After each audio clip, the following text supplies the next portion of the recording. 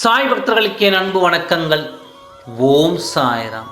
என் அன்பு குழந்தையே, என்று வெகு நாட்களாக நீ ஏங்கி தவித்துக் கொண்டு இருந்த காரியத்தை உனக்கு நடத்தி கொடுக்கலாம் என்று உன் சாயப்பா நான் முடிவெடுத்திருக்கிறேன். என் வாக்கை கேட்டுக்கொண்டு இருக்கும் என் குழந்தைகளுக்கு இன்னும் 1 மணி நேரத்தில் யாருடன் பேச வேண்டும் என்று ஆசைப்படுகின்றாயோ அந்த நபருடன் நீ பேசுவாய். உறவை இழந்து நிற்கும் என் குழந்தைக்கு இன்று ஒரு ஆறுதலான வாழ்க்கையை கொடுக்கப் போகிறேன்.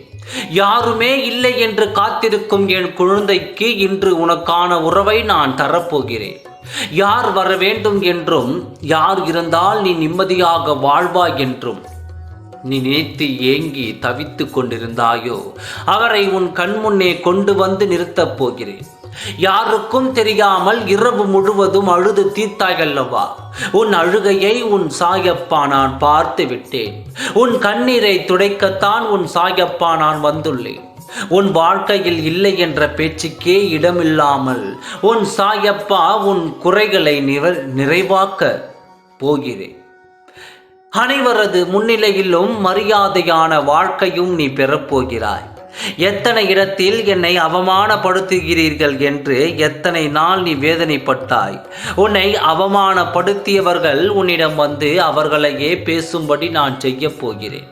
தவறான பாதை எத்தனை இருந்தாலும் நல்வழியில் நடக்கும் என் குழந்தைக்கு இனி எந்த வேதனையும் வரக்கூடாது என்று உன் சாயப்பா நான் முடிவு எடுத்து விட்டேன். உன்னை வேண்டாம் என்று உதறிய உறவுகளை உன்னை தேடி வரச் செய்கிறேன். உன் அருமை பெருமை தெரிந்து உன்னை விட்டால் எனக்கு யாரும் இல்லை என்று சொல்லி உன்னையே சுற்றி சுற்றி வரவழைக்க வைக்கப் போகிறேன்.